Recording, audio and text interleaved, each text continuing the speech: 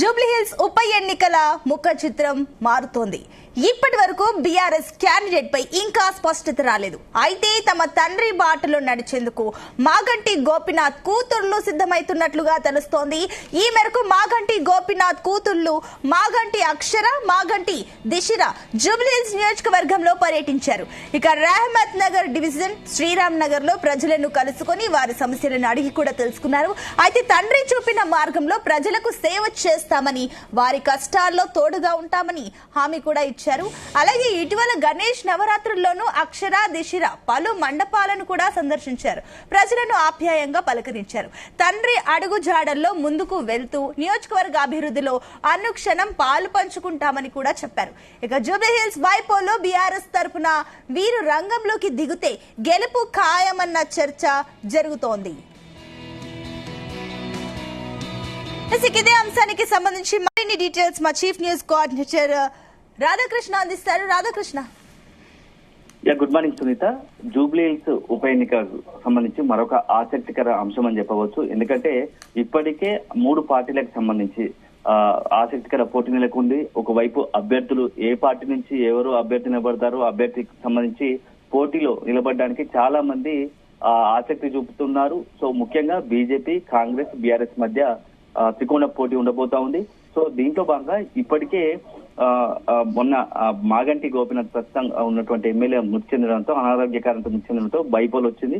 So త్వరలోనే మొత్తం ఎన్నికలకు సంబంధించి షెడ్యూల్ విడుదలయ్యే అవకాశాలు కనబడుతున్నాయి. ఈ నేపథ్యంలో ఉప ఎన్నికల బరిలో ఎవరు ఉండబోతున్నారు, ఏ పార్టీ తరఫున అనేది ఆసక్తికరంగా మారింది. ఎందుకంటే అధికార పార్టీ కాంగ్రెస్ కావచ్చు, అదేవిధంగా బీజేపీ కావచ్చు, అదేవిధంగా బీఆర్ఎస్ కావచ్చు, ఈ 3 పార్టీల్లో అభ్యర్థులు ఎవరు ఉంటారు అనే దానిపైన రకరకాల చర్చలు జరుగుతున్నాయి. ఒకవైపు పార్టీలో ఇంటర్నల్ గా ఎవరికి టికెట్ ఇవ్వాలనే దానిపైన చర్చ జరుగుతున్న క్రమంలోనే మరోవైపు సొంతగానే కొంతమంది ముందుగానే రంగంలోకి దిగి ముందుగానే ప్రజల వద్దకు వెళ్లేందుకు ప్రణాళికలు రచిస్తున్నారు. అలాంటి వాటిలో ప్రస్తుతానికి మనకు ఆసక్తికర అంశం ఏంటంటే మాగంటి గోపీనాథ్ దివంగత ఉన్నటువంటి ఎమ్మెల్యే ఇప్పుడైతే బైపోల్ వస్తుందో అక్కడ ఆ కాన్స్టిట్యూన్సీకి సంబంధించి ఆయన కుమార్తెలు ఇద్దరు ఇప్పుడు ప్రజల వద్దకు వెళ్తున్నారు. మా కాన్స్టిట్యూన్సీ నియోజకవర్గ ప్రజల వద్దకు వెళ్తుండటంతో చాలా ఆసక్తికరంగా మారింది.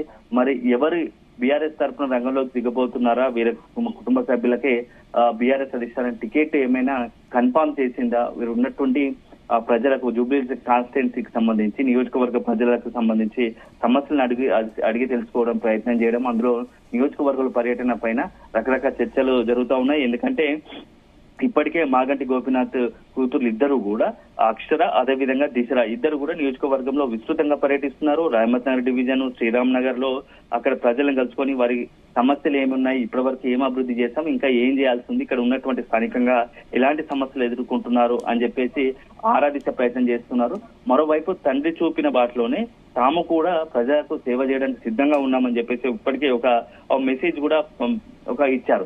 ఇదే సందర్భంలో ఇటీవల గణేష్ నవరాత్రులు వచ్చాయి. సో గణేష్ పండుగ నుంచి నవరాత్రులు పలు వినాయక మండపాల్లో నియోజకవర్గంలోని వినాయక మండపాలను సందర్శించడం, ప్రత్యేక పూజలు చేయడం, అదేవిధంగా స్థానికంగా ఉన్న బీఆర్ఎస్ కార్యకర్తలు ప్రజలతో మమేకం అవ్వడం అవన్నీ చూస్తూ ఉంటే రంగంలోకి వీళ్ళే దిగబోతున్నారా, ఇద్దరిలో ఎవరో ఒకరు బరిలో ఉండబోతున్నారా, మరి అధిష్టానం బీఆర్ఎస్ అధిష్టానము ఒక గ్రీన్ సిగ్నల్ ఇచ్చిందా, ఆ గ్రీన్ సిగ్నల్ ఇవ్వడంతోనే నేరుగా రంగంలోకి దిగి ప్రచార బాధ్యతలు భుజాన వేసుకున్నారా అనేది కూడా ఒక చర్చ జరుగుతుంది. ఎందుకంటే ఇద్దరు ఆడపిల్లలు అదే సందర్భంలో తండ్రిని కోల్పోయి ఉన్న బాధలో ఇప్పుడు మరోసారి నియోజకవర్గంలో ఆ బాధ్యత తండ్రి చూపిన బాటలోనే నియోజకవర్గ అభివృద్ధి కోసం, ఎందుకంటే మాగంటి గోపీనాథ్ కు దశాబ్దాల చరిత్ర ఉంది. హైదరాబాద్ కి సంబంధించి సీనియర్ నాయకుడుగా ఉంటూ వస్తున్నాడు.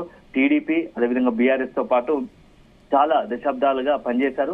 సో వరుసగా ఎమ్మెల్యేలైన పరిస్థితి ఉంది. జూబ్లీహిల్స్ నియోజకవర్గంలో హైదరాబాద్ టీడీపీ నగరాధ్యక్షుడిగా పనిచేశాడు, బీఆర్ఎస్ హైదరాబాద్ అధ్యక్షుడిగా పనిచేశాడు. సో హైదరాబాద్ నగరంలో కేవలం జూబ్లీహిల్స్ కి పరిమితం కాకుండా చుట్టుపక్కల ఉన్నటువంటి కాన్స్టిట్యున్సీలో కూడా మంచి పట్టున్నది. అతనికి ప్రజల పట్ల కొంత ఆదరణ ఉందని, ఎవరైనా సహాయం కోసం అతని వద్దకు వెళ్తే ఖచ్చితంగా వారికి ఏదో రకంగా ఆ సాయం అందించే పనిచేస్తాడు. అట్లాంటి గుర్తింపు ఉంది.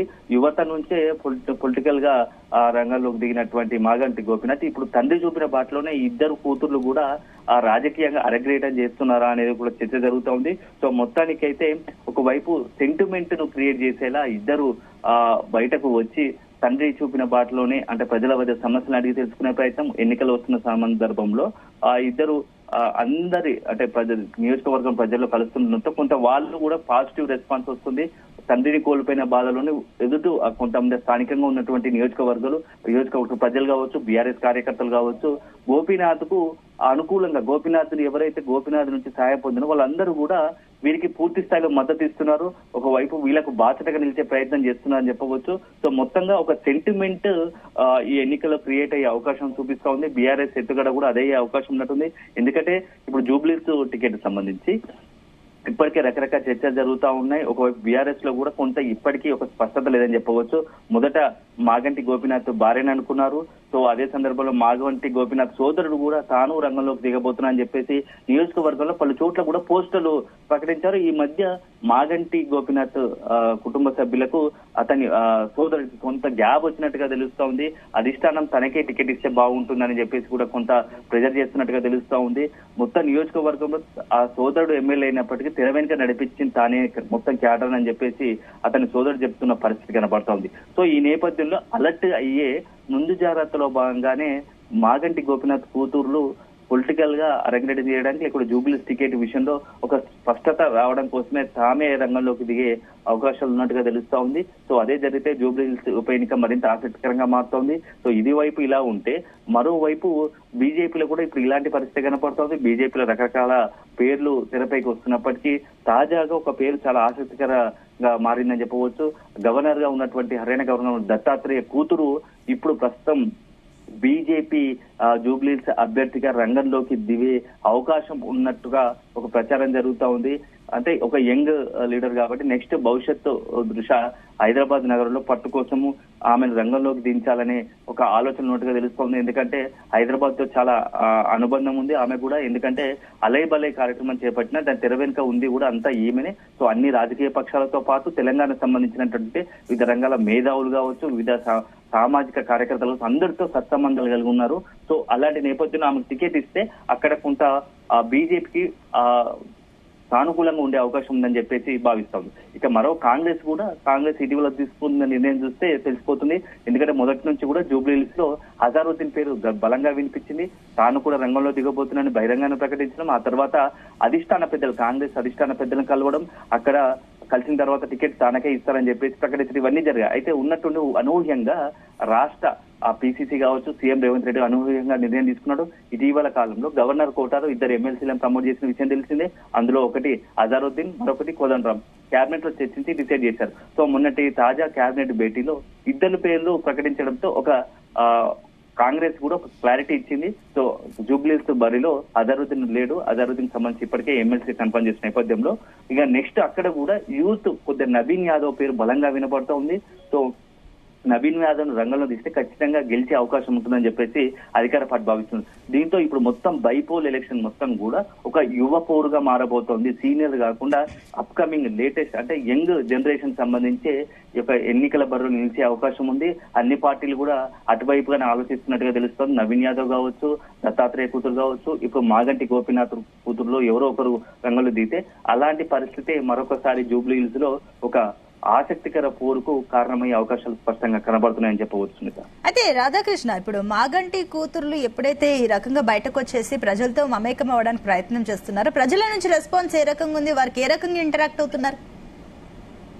అంటే ఇప్పటికే తండ్రిని కోల్పోయిన బాధలో ఉన్నారు, అందులోనూ ఆడపిల్లలు కాబట్టి అక్కడ కొంత సెంటిమెంట్ కారణంగా ఎవరైతే గతంలో మాగంటి గోపీనాథ్ వల్ల సహాయం పొందిరో, సంక్షేమ పథకాలు అందాయో, ప్రభుత్వ పరంగా కావచ్చు, వ్యక్తిగతంగా కావచ్చు, వాళ్ళందరూ కూడా కాస్త వీళ్ళకు అండగా నిలిచే ప్రయత్నం చేస్తున్నారు. బీఆర్ఎస్ కార్యకర్తలతో పాటు స్థానికంగా ఉన్నటువంటి ప్రజలు కూడా కొంత సెంటిమెంట్ క్రియేట్ అయ్యే అవకాశం ఉంది. ఆ రకంగానే నిన్న మొన్న వాళ్ళు బయటకు వెళ్ళిన సందర్భంలో కూడా మహిళల నుంచి కొంత పాజిటివ్ రియాక్షన్ వస్తుంది. వారిని యోగక్షేమాలు అడిగి తెలుసుకున్న సందర్భంలో వాళ్ళను ఒక రకంగా వాళ్ళకు 2 కూతుర్లకు కూడా సంఘీభావం తెలిపే ప్రయత్నం చేస్తున్నారు. తండ్రిని కోల్పోయారు, బాధలో ఉన్నారని చెప్పేసి వాళ్ళను కూడా ఈ 2 ఆడపిల్లలను కూడా ఇటు అక్కడ ఉన్నటువంటి నియోజకవర్గంలో కొంతమంది మహిళలు కావచ్చు, పెద్దలు కావచ్చు, వాళ్ళను ఓదార్చే ప్రయత్నం చేస్తున్నారు.